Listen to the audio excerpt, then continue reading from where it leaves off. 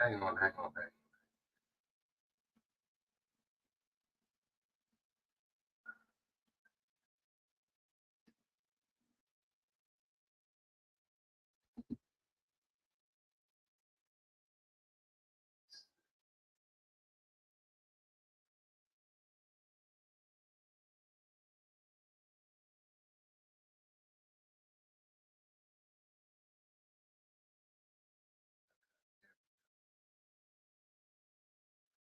All right, we're live. We're live. We're live. Let some people come on, hang out, ask questions, chill out, have some wine.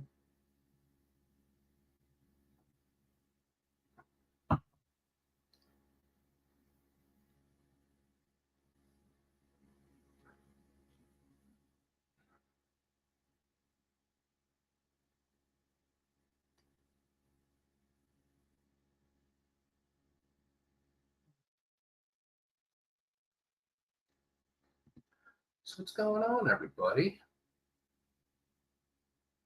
Happy Wednesday night to you and yours.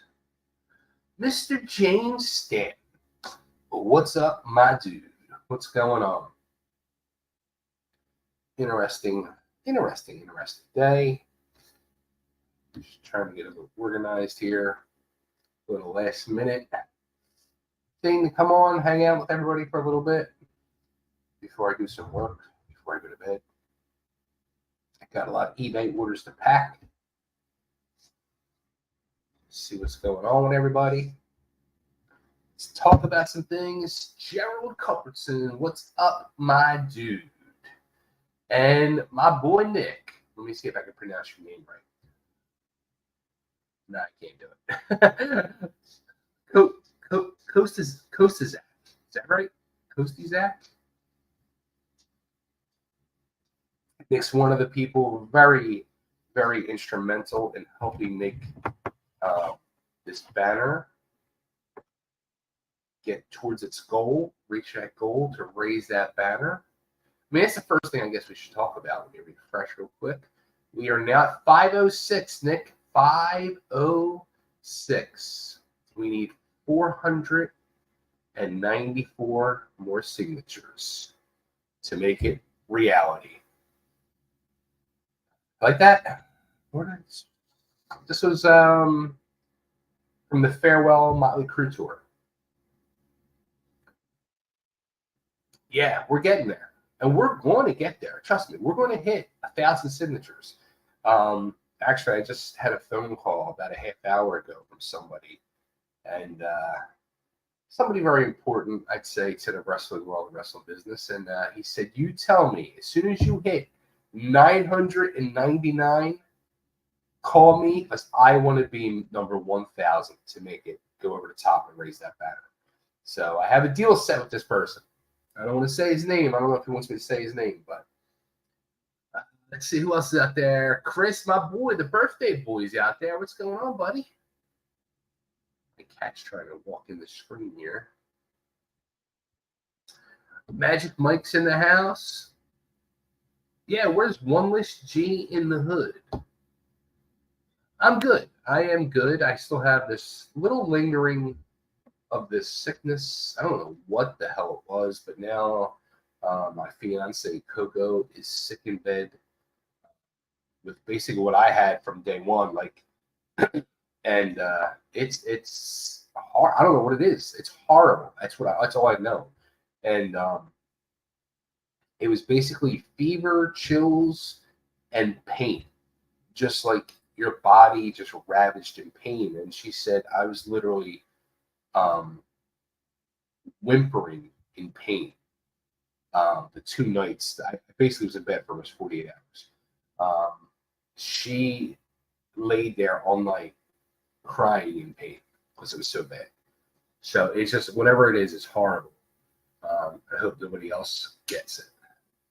One List G in the hood is in the house. Tim Mendable is here. What's up, Tim? All right, Chris, fire away. You have the first question since you said you have the first question. Now, I'll give people the option too. If you want to come on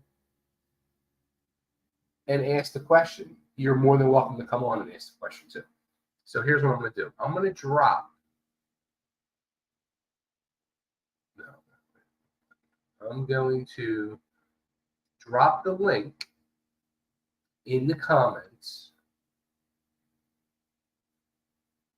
If you want to come on live and ask the question and hang out with me, you're more than welcome. But just come, ask a question, and then get off. This way other people have a chance. Unless you're bringing me wine, and then you can hang out for longer. All right, so why did I leave ECW? The main reason I left ECW was I knew I was never going to get used. I was just going to be, basically part of the sideshow. I was never going to get to work. And the camel that broke the straw that broke the camel's back, I should say, was when Spike Dudley came in. Spike came in, and talking with Spike, and this is nothing against Spike. I have no hard feelings, no resentment, no nothing towards Spike. I love him, and I love what he did for not only the Dudleys but for the wrestling business. When he told me they were flying him in from California, at that time, you got to remember too, this was '96. I was a wrestling promoter at the time too, so I knew how the business worked. So I'm thinking to myself, all right, they're flying this guy in, so they're paying $400 or $500 for a plane ticket, and then they're putting him up in a hotel. So he's here for the weekend, so that's another $300 at least in hotel, and then they're paying him to wrestle. And I live 15 minutes from the ECW arena, and I could have saved them $800 a weekend if they just let me. So at that point, I knew I was not going to be working, and I just I was burned out. I was burned out and just tired of the bullshit of the wrestling business, and I was also at the time thinking I was possibly getting ready to start a family and move on in life, and figured I needed to be more mature and adult. So I decided to leave. It was probably not the best idea. I mean, I could have stayed and maybe made something happen, but I was just more disgruntled, and I was a different person then, and it was easier for me to just quit and walk away and be disgusted than it was to fight for my spot. If it happened today I'd fight. I'd be like, fuck you. That's my spot. You're not taking my spot. But I'm a completely different person than I was in my 30 years. That's for sure. All right. Let's see. The next question. One list G in the hood. All right, Jeremy. He wants to know, tell me more about your ECWA run. It's so interesting. So ECWA, they started, I think it was the late 60s, actually. And I never even heard of them. And after I got done my first stint in ECW, when I was let go by Eddie Gilbert, a friend of mine who I knew from the music business earlier on, I had run across him at the Philadelphia Marriott, hanging out at the Marriott after the shows. And we start talking. He was like, "Oh my God, you're working in the business." And then he was like, "Oh my God." And he started realizing who I was. And he said, "Well, I'm friends with this promoter in Delaware, Jim Kettner. He runs the ECWA." And I was like, ECWA? I never heard of him. And he set up a meeting with me and Jim Kettner with the Jim's apartment. We talked for a couple hours, and we just hit it off instantly. And Jim said, "Look, here's what I want. I want to bring in the Hell Rider, not the Hell Riders. And I want you to become my monster heel, and I'm going to put you in a feud with Boogie Woogie Brown." And, he runs every month. He goes, "We're going to run this circuit through Delaware, and it's going to build up to my WrestleMania show." that I do every year. It wasn't called WrestleMania, but it was like his version of WrestleMania. And he's like, at that show, we're going to draw. I goes, I guarantee it, 1,500 people. And I'm thinking to myself, what? Okay. I'm like, this guy's fucking nuts. And lo and behold, we did everything exactly the way he planned and what he said, and it culminated into that main event at Louisiana High School in 1994, I think it was. 94, yeah, I think it was 94. And me and Boogie were one of the main events, and it was 1,500 people out in that crowd. It was fucking amazing. But yeah, that was a lot of fun. Jim Kettner. I can't wait for people to see the documentary that Ryan Kavanaugh is working on. I can't wait to see how much of my interview stuff they showed too. It's really great stuff. Let's see.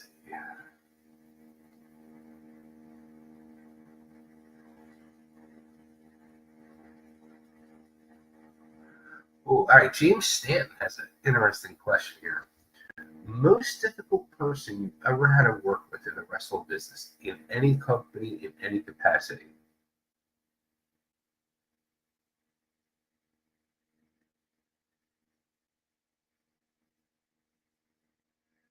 It's a good fucking question.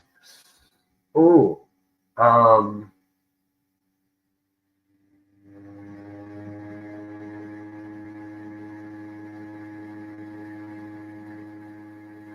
no, I'm gonna get shit for this. Oh boy, am I gonna get shit for this?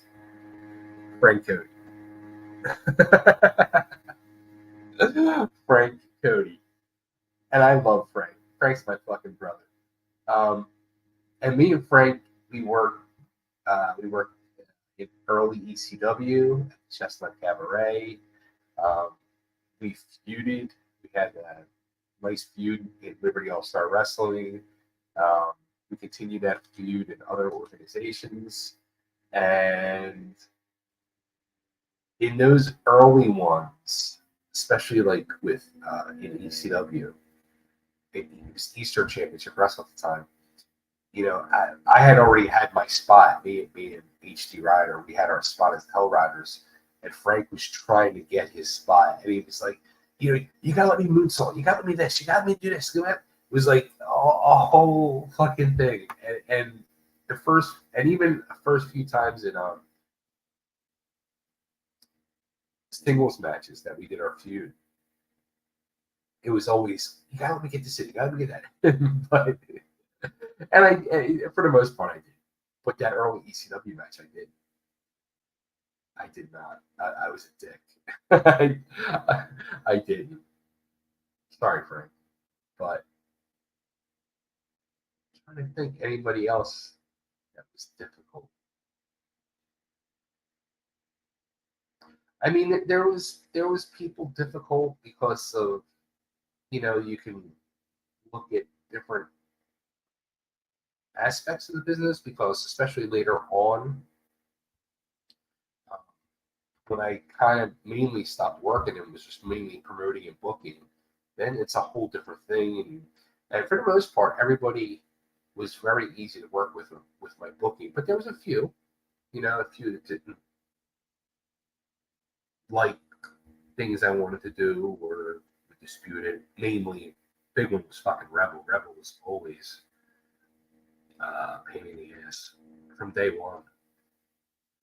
Every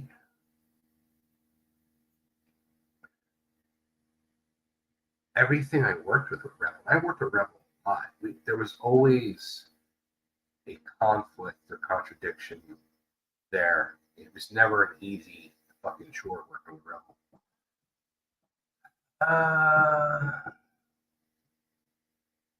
Wait, what's this? It's BS that they only gave you a handshake. Wait, what do you mean by that? Do you mean ECW as in Paulie and all, as in the payday? Let's see what else we got here. Mike Ferreira, 25 years ago, Spike and Balls from the ECW titles. That's awesome. Two fucking amazing people. I miss Balls. We all loved ECW, but Heyman was a con man. Hey, look, here's something you got to realize. And Jimmy Giannetti said this to me years ago, early on in my wrestling career. The whole business is based on a lie. So what kind of people are you working with? I mean, think about it. When you think about it that way, the whole fucking business is a con. You're working with a bunch of con artists. So Paul's not the only. I thought the church was a great building for ECWA. It was. You know what? That was a great building for wrestling, and Jim built that into a magical building with a very religious following and monthly great attendance and great shows. And yeah, I mean, that was all Jim Kettner in that locker room was doing. Harold Cook, what's up, my dude? Hello, my good long-time friend of wrestling. What was it like in ECW?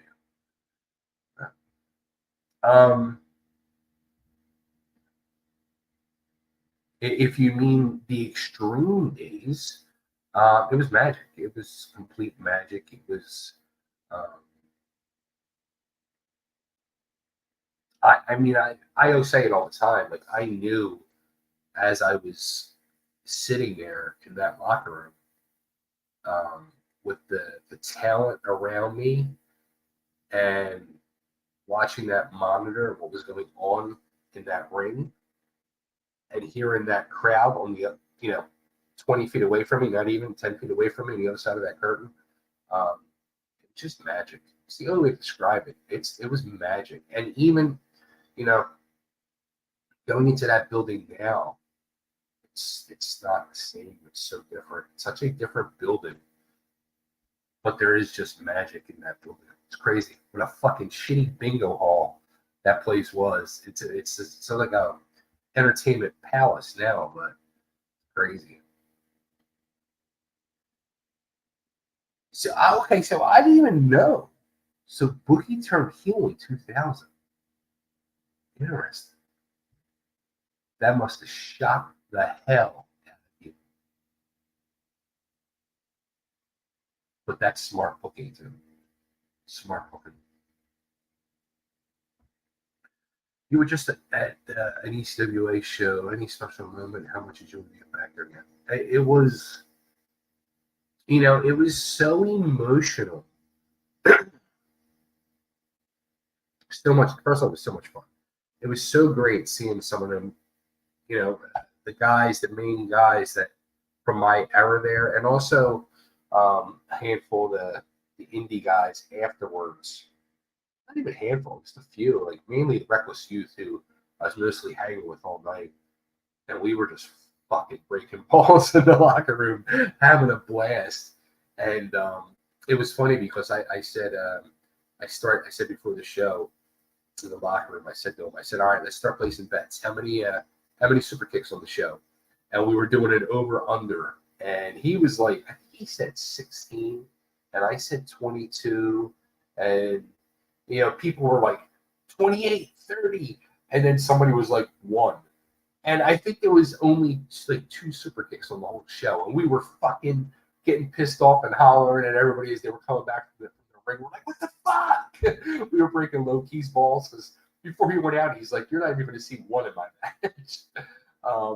But it was fun. It was a lot of fun. That locker room of guys. Cheetah Master, I love that fucking guy. Simon Diamond, who was Lance Diamond back in that day, but Pat Kenny, so great to see him. I haven't seen him in 20 plus years. Same with Cheetah. It was very emotional because literally at the end of the night, it hit me at the end of the show, and we were inside the guardrail, and the fans were like approaching and trying to talk to people. And it just hit me like I haven't seen a lot of these guys in 20 plus, some almost 30 years. And I might never, ever, including Jim Kettner, I might never see them again. and I broke down hysterically crying. And I was like trying to like hide my face and like be facing towards the wall as I was crying, and I was like leaving. And a couple people stopped me, got pictures with me, and somebody, Brett, what's his name? Brett Schwan, is it? He was a worker. I remember his name. I didn't realize it was him at the time, but he got a picture with me and he tagged me in the picture. You can see like my face is bright red.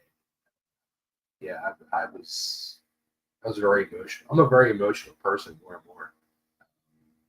So yeah. Felix Irizarry, what's up, dude? What do you know about the murder of Bruiser Brody in Puerto Rico? Her Tony story. How did you hear about it and your reaction?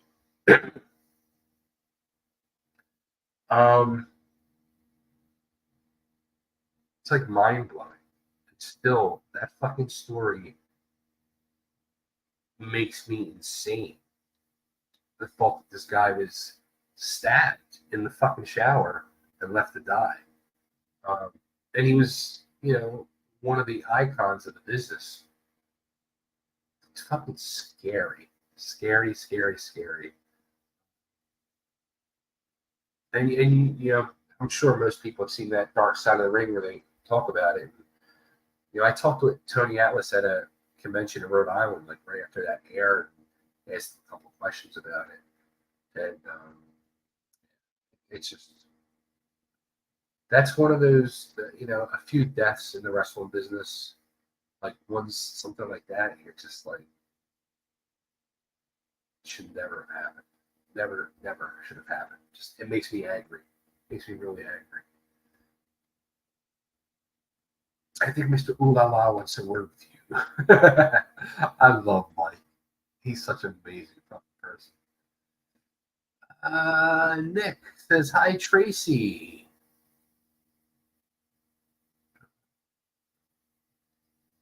Larry's sister-in-law, Tracy, is in the house. That's awesome. I hope she signed the petition. The crazy thing is, so I put the link to the petition in the description of this tonight. It would not let me go live on Facebook until I deleted it out of the description. It's fucking crazy. This is fun. I love doing these. And I want to say I'm sorry that I have not had time. I like React and Chill with Chubby Dudley. Like, I just have not had time. Like, before I went away, trying to get everything situated to go away, to go up to Philly for those 5-6 days. And then when I came back, I worked basically 10 doubles in a row. Then I got sick, and then here I am. And like tomorrow, then like doing doubles the next couple of days. It's just crazy. Trying to do all this stuff and live a life and run a business and everything else. More than SEO. What's up, Matt? In your opinion, what aspects of 92, 93 Eastern era we're still seeing in the latter part of ECW? Oh, that's a good question. And honestly, none of it. Seriously, none of it. What you saw in 1992, 93, where a fresh upstart indie wrestling company with a bunch of green local talent that were not ready for TV.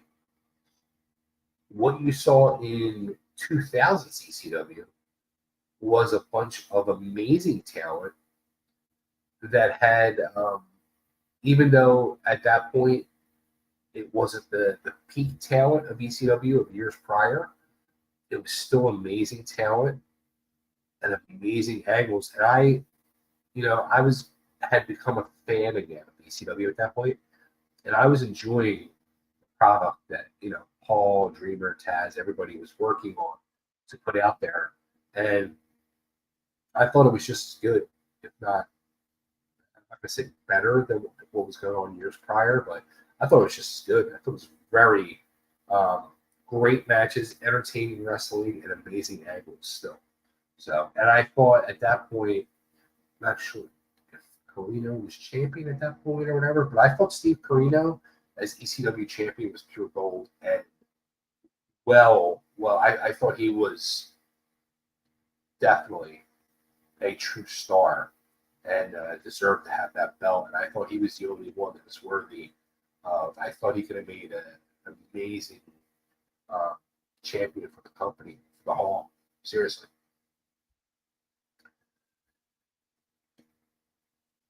How you doing, cuz? Did you ever work with WXW? That was Office promotion, correct? I think I'm pretty sure that was Office promotion. No, I did not. I never worked with Alpha. And he was running a lot at that time, early 2000s, up in Allentown. I never got a chance to see his product, or maybe saw stuff, but I never got to work on. Let's see. Willis G. Kettner had them WWF connects too. He had Kevin Kelly, COA. Yeah, I mean, connection. Colonel Kidd, J.R. Riley. Yeah, exactly. They ended up, he made those connections, and there was a lot of respect from WWE towards Kettner, what was he was doing. Plus, I stopped watching the business for many years, restarted casually lately.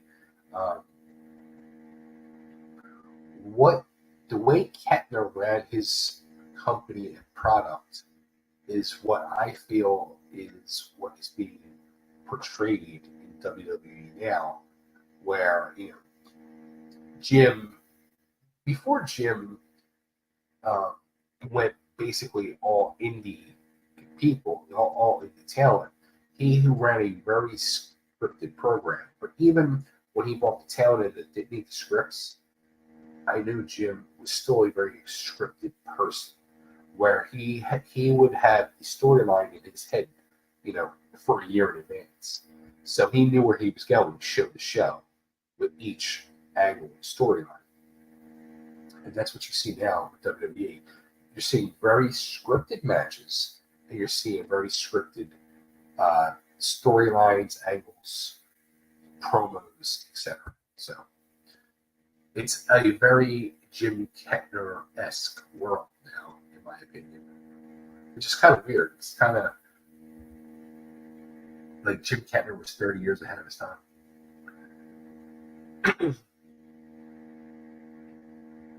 That's awesome. I wish I saw that. I wish I would have saw Boogie as a heel.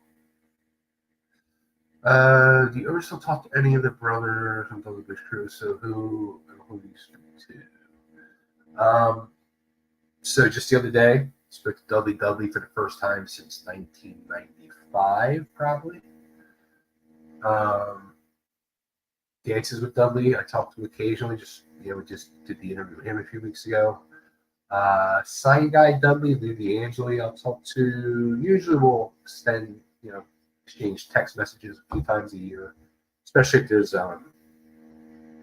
any opportunities for us to do something together. Have not spoken to Bubba, Devon, or Spike. Or I haven't spoken to Devon in about 5 years. It's almost 5 years. And I have not spoken to Spike since 96. I have not spoken to Bubba Ray. It might be about 20 years. But I need to make that change very soon. ECWA was like another world. Backseat Boys were heels everywhere else, but ECW amazing faces. Yeah, because it was like a true old school Southern territory where it was true faces and heels. It was a different type of crowd. It was not like your typical Philly crowd.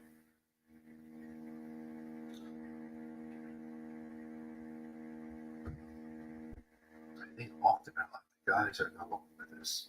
He's taking this ball. So we were just telling him last night. Did you get along with Axel Rotten? He was an amazing worker, in my opinion. And also got great promos. Why do you think he went further in business?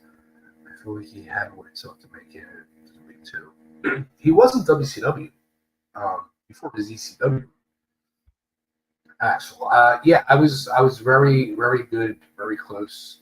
Not I was tight with Axel. You know, we weren't like the best of friends. I'll say. Uh, we sat, we talked in the locker room, but we didn't like hang out or anything. Same with Balls. Balls, I knew a little more because of the Philly Jersey connection, and we did some indie shows before he became Balls Mahoney together. We had the connection with Carl Lizzo, and then after ECW folded, he worked a show for me, and we got close again over that. And then doing the signings that would run into him, and same with Axel. And actually, the last time I saw Axel was at a signing convention up in like the Ben Salem area. They used to do a yearly show at like this. I think it was like the Bucks County Tech School or something. I forget what it was called. But my table was next to Axel's table, and we literally, you know, so we were table neighbors for the day. So we sat and literally talked music, Kiss, wrestling for 8 hours straight, and it was so much fun. We had a blast that day. Yeah, miss both those guys. They were both incredible talents. I think the thing is, Axel could have worked. I think the thing that ended up hurting Axel was, you know, the blood, the hardcore stuff ended up becoming more of his forte, and he was more known for that. And I think also too, once he got into like his issues and personal problems, you know, the work was out. So that at that point, it gets very hard for big companies to want to touch you, you know, because let's face it, like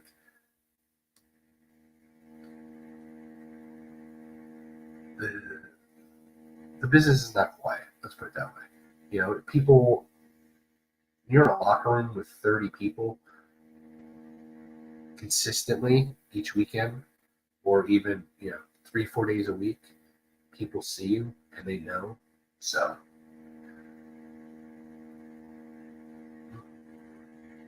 Loki did squats with me on his back. Didn't even ask, just grabbed me. I was like, what the fuck?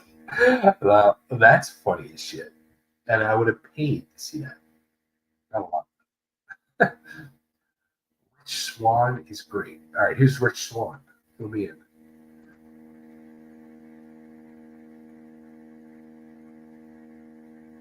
All right. Magic Mike. Thoughts on both and Cena passing? How about, I mean, I was thinking about that the other night. I was like, it was almost like, you know, you hear of these relationships of, you know, husband, wife, etc., many, many years that one passes and then the other one passes away, sometimes within days or weeks, just out of sadness. And I thought of that when Alpha passed. I was like, wow. I was like, I wonder if it was almost something on that level that he passed so close to Seagate. I know, you know, Alpha was having a lot of health issues over the last few years. It's sad. I mean, it's sad that we have to lose anybody. You know, there's going to be a time where we all got to go, but, you know, thankfully, you know, we did get the chance to see them. So we were blessed in that way. I guess in a weird way, we were blessed to see them go, too. We got to experience the greatness, the sadness, and the full package of both. So God bless both of them, you know. Thankful for both. And they changed. Look, how about You know, if you would have thought or said to me in 1982, the Samoan dynasty that basically has taken over the wrestling business at this stage of the game right now. Just crazy. Thank you, Felix.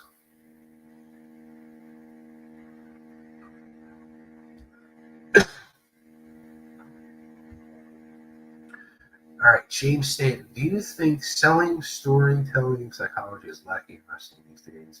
It needs to make a comeback. It's old watching flippity hot spots these days. You know what? I, at times, yes, but at times, no, because I'm going to tell you a recent match that I saw that I thought was 5 fucking stars, great psychology, great storytelling, and it fucking I was the standout match of the show. And if you watch SummerSlam, the opening match, Rhea Ripley and Liv Morgan is her name. Those two, I thought, fucking opened the show, stole the show, and one of the best matches I've seen in a long fucking time. I literally, like, afterwards was like, wow, that was fucking perfection. They told such an amazing fucking story. They mixed in a couple flippity floppities with some nice high spots that made you go, wow. And it just was a beautiful fucking match. I can't recommend it enough. And I feel the girls these last few months on these, what the hell they called them, PLEs or whatever the fuck they are, the girls are stealing the show every time. So don't sleep on these girls matches because they'll fucking blow you away. You give them a chance. Dude. Seriously, the girls are not just like, oh, she's hot as shit. She's a piece of ass. She's just no. They're major fucking talent. Seriously, check out the fucking girls in this business now. No, Stan, thank you, dude. You're the fucking Stan is the fucking man. And thank you for asking the question. And I love you guys. I love all you fucking guys. You guys are amazing. Felix Irizarry. My favorite wrestling era was the 80s to 2000s. What do you think about today's wrestling product? ECW was the best. You know, like when I left the wrestling business in the early 2000s, like I really stopped watching wrestling for 20 plus years. And I've recently started watching again a little bit. I would like to really watch a lot more. Get that bug and that itch again. I like a lot of what I see, and I also dislike a lot of what I see.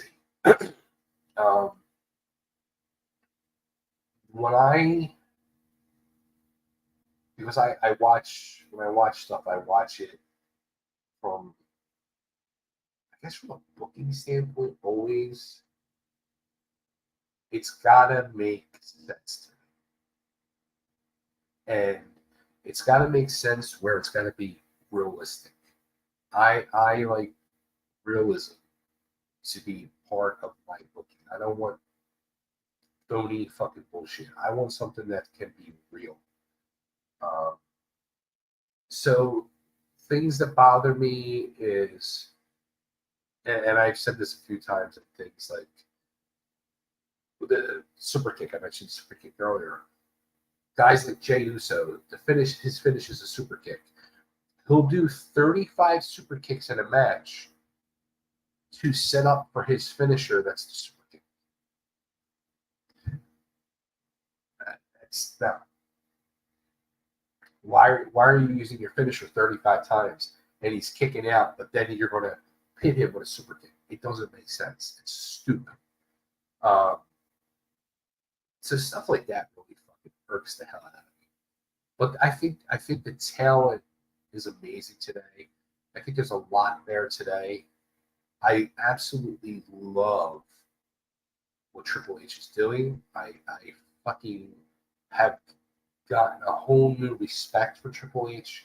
And also, too, it's funny, these little reels or TikTok things will fucking pop up on Instagram or Facebook as you're laying in bed scrolling, and you see like all these old clips of Triple H, and I like see these things now, and I say to myself like, wow, 20 years ago, it was almost like he was setting himself up to become the person he is today.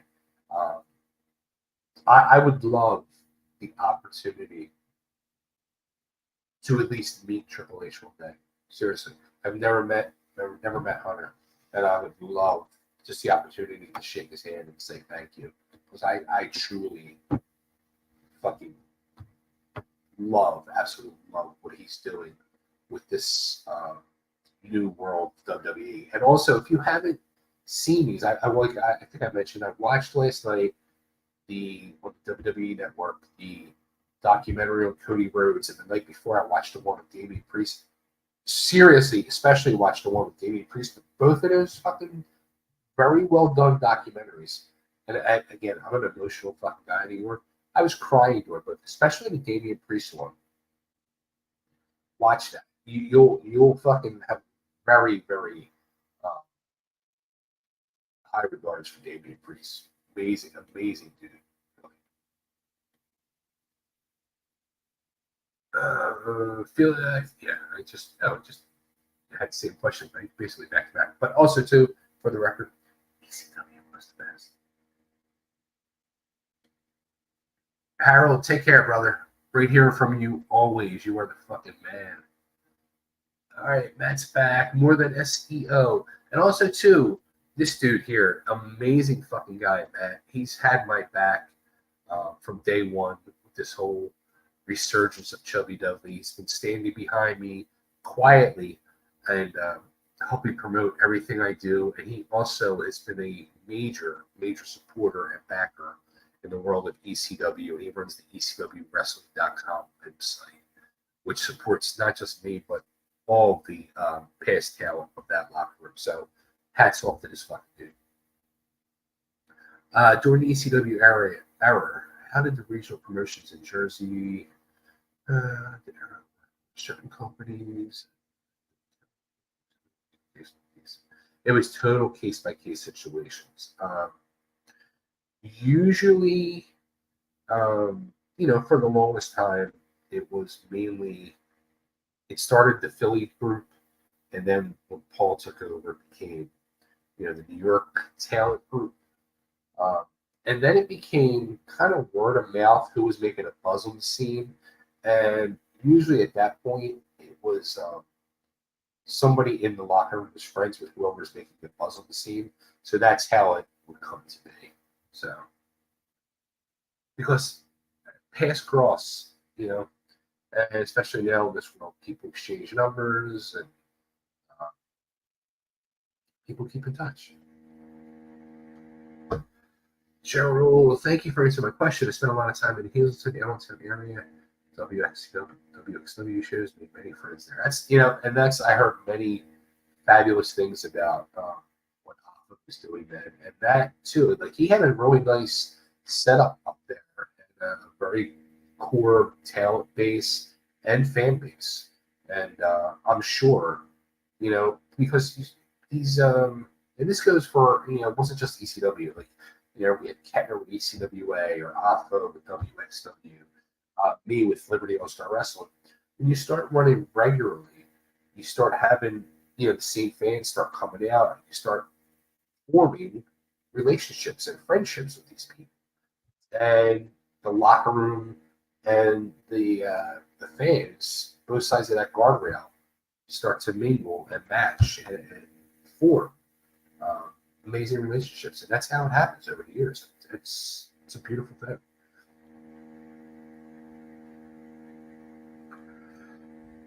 Kettner had the Tron, he did. He was like the first probably indie guy that had like his own Titantron.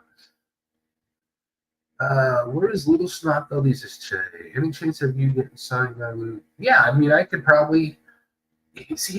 Here's the thing, and I kind of jumped ahead now. I was trying to go in order and try to bang out as many of the Eastern Championship Wrestling guys. And I did a bunch, but I was trying to like bang them all out and go as I was watching React and Chill. But now, it's harder to do React and Chill, and it's easier just to start doing these interviews more. So it's tough. But like it's funny, like a person who I was looking for from the Eastern era, who I could not find, actually reached out to me yesterday. They got hold of me. They had heard, thanks to, I'll say this, thanks to Glenn Osborne, and they reached out to me thanks to Glenn, and we talked today, and hopefully we'll maybe this weekend do a Chewing the Fat with this person. Looks like they didn't confirm, I'll announce.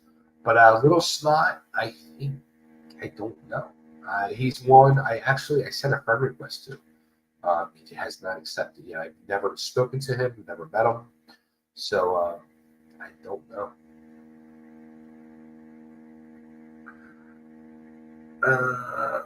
Where was this place? Was overseas fans? Was that? You know what? When it comes to overseas, you lost me. I mean, I would probably say Japan. I've never gone overseas. Heard many great things about Japan. The way they treat the workers, the respect they have. So I'm probably going to say Japan. And I know there was a lot of other like cool tours people did, like in England, Australia. There's some other places too.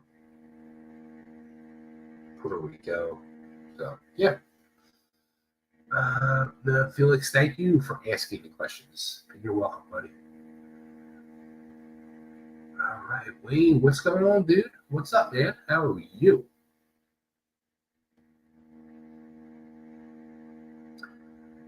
ECW was great at evoking fans' emotions like humor, the FBI Gertner, Rage of Buck's promos, Sam what kind of product? That's a great fucking question. Great question. And I feel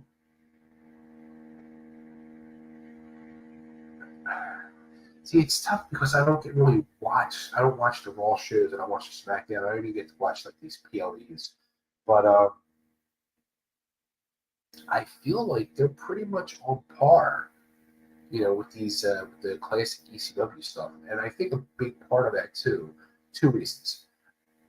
You can't fucking tell me Paulie's not putting his 2 cents in behind the curtain with things. And number two, the fans. Those fans learn from the ECW arena fans. And these crowds are more and more ECW arena style crowds. So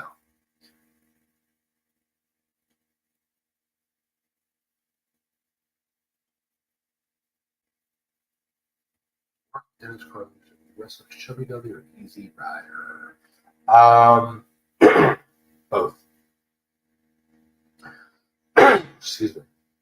This fucking sickness, this cold is, I can feel it's like dragging me back down.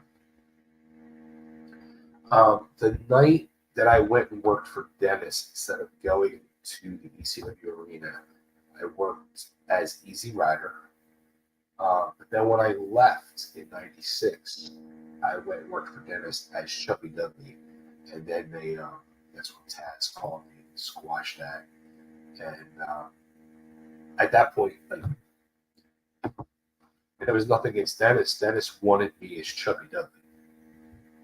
That's where he would have been able to help sell tickets because he was using Chubby W. But after I couldn't be Chubby W, no more, I did work for Dennis.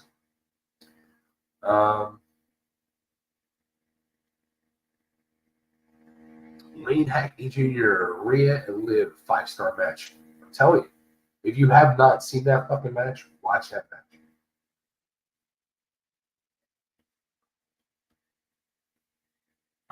The living legend, Larry Winter's nephew, Mike, is in the house. Mike, what's up, buddy? Your uncle trained me. He was my original wrestling teacher. I knew him for 20 years before he passed. Amazing fucking guy. And we're going to raise that banner. So make sure you get your peeps to sign that fucking petition. And let's raise that banner and show some respect to Larry Winters and the rest of the crew.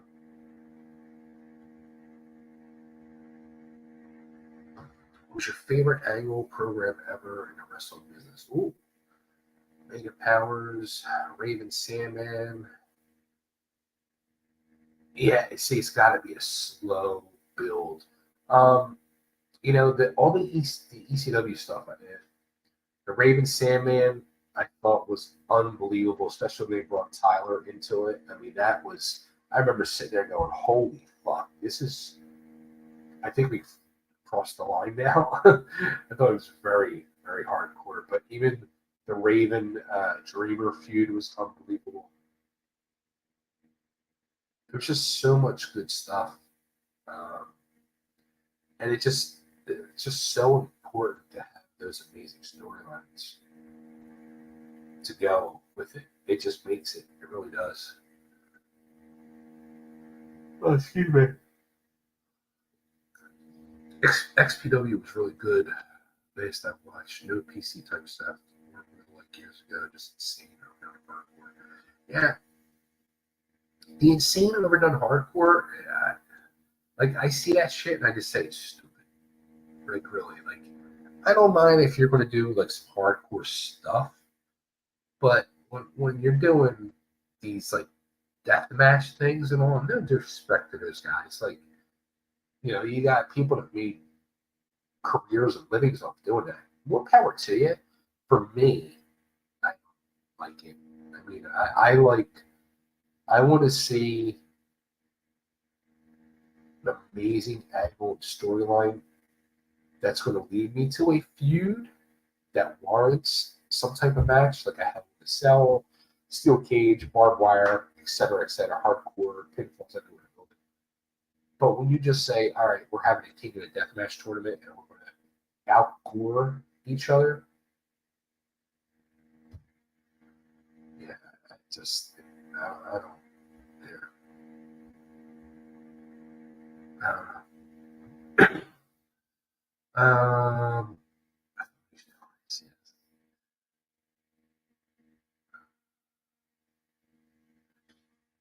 Alright, let's see what James says here. Saw Sandman sell charter film in small baskets. I think you had said this on Facebook the other day. Hanging with the old ladies to the hardcore icon. It's amazing. EC Dub. Coach C in the house. Hope all is well with you, Coach. Great hearing from you as always.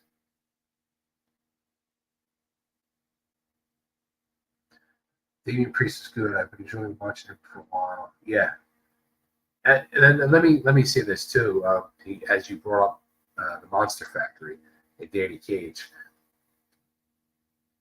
that is, and I've said this maybe for close to the last 10 years, that is the only wrestling school I will endorse. Danny, Chris, I met Danny doing a radio interview with him on the show called Completely Damaged, and we hit it off. And I watched what Danny has done over the years with his training, the words he talks, his thoughts, his whole demeanor about life, about wrestling. Danny Cage is just such a stand-up fucking guy, and I wish there was more Danny Cages in the wrestling business when I was coming up. And I love how he's training his kids and what he's doing for his kids. And Danny Cage at the Monster Factory. And it's kind of funny coming from a person who did not go to the Monster Factory and was kind of against the Monster Factory for years because of my relationship with Tri-State. And it was kind of like a enemy territory thing. But yeah, that is the one wrestling school I will recommend for sure to anybody. Monster Factory, Danny Cage. Without emotional reveal, the world concerns, politics, etc. You see the opportunity for the unifier. Ooh. See, this is where Matt's too smart for the fucking business.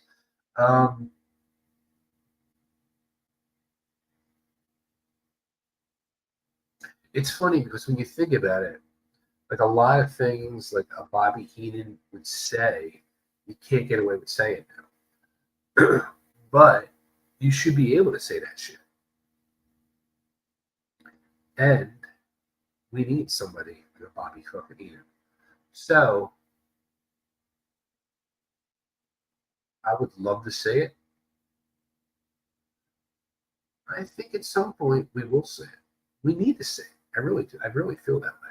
And it doesn't even have to be somebody that's, because there's really not, is there any male managers out there really today? I don't remember offhand. But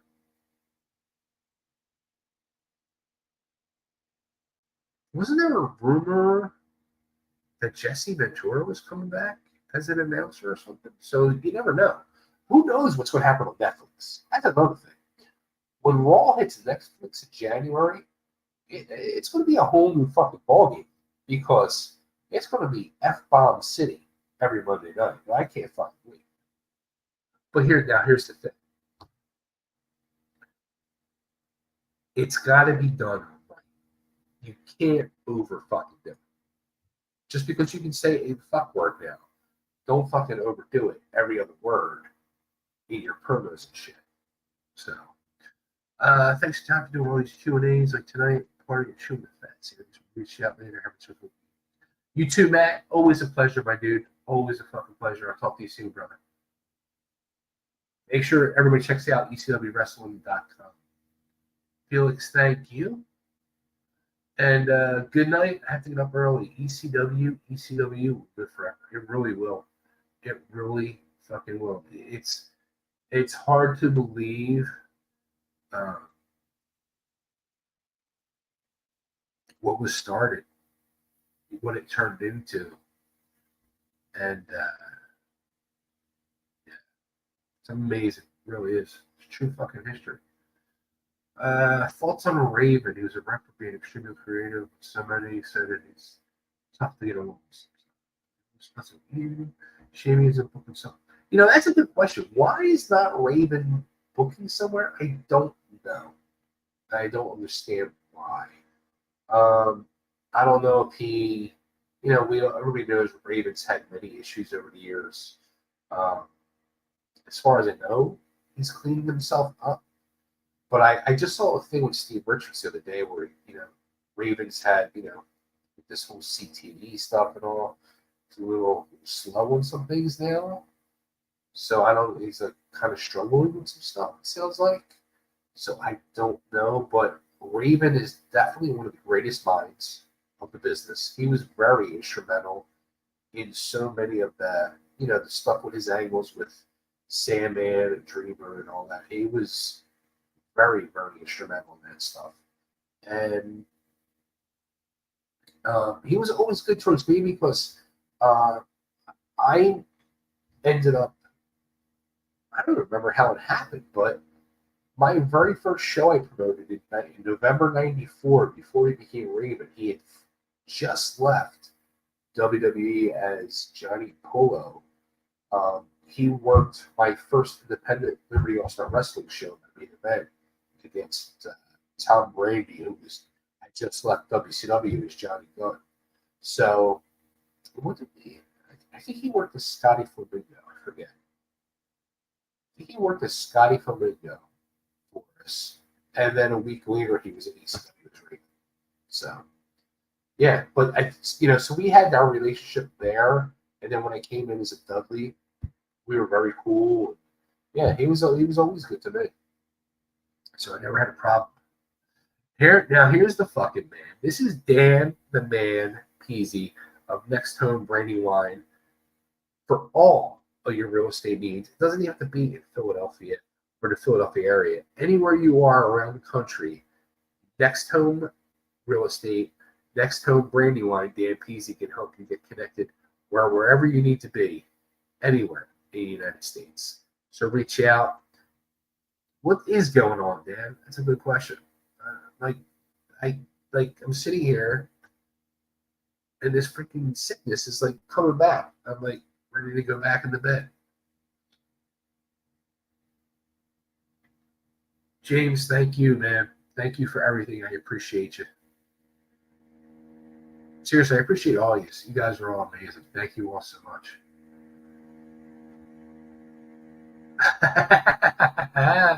I love it. I love it. Is this going to be the new gimmick, Dan?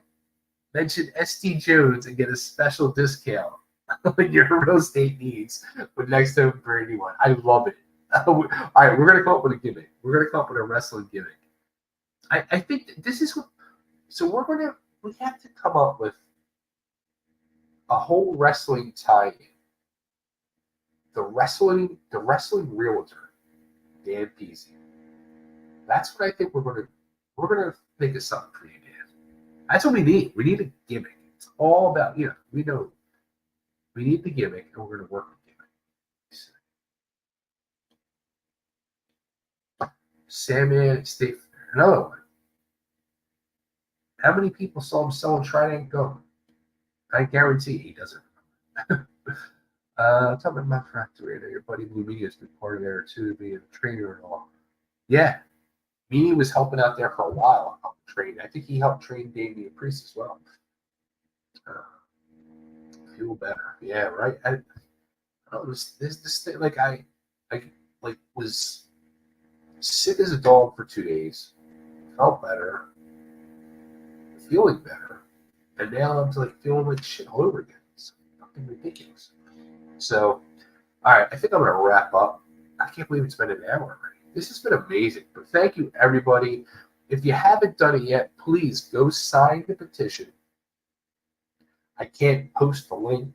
At some point, I'll be able to share it somehow. It lets me share it about once a week. But people like Nick has been sharing it out. Carmela's Wrestling Radio Relived. She's been sharing it out. Rich Concannon sharing the hell out of it. Everybody, make sure you share it out. Make sure also, too, if you have not, go on my YouTube channel, subscribe to the YouTube channel. But we are at, let me see if we get any more signatures while we're here. Quick refresh. We're still 506. So we need 494. So do it. Come on. 494. And then we're going to raise that back. Just stay tuned. YouTube, Gerald, blessed night. Blessed night for all of you. Thank you all so much. Dan, thanks, brother. Me too. She's in bad shape right now. So, all right, everybody. I'm going to hop off. Thanks. Talk soon. We'll do this again real soon.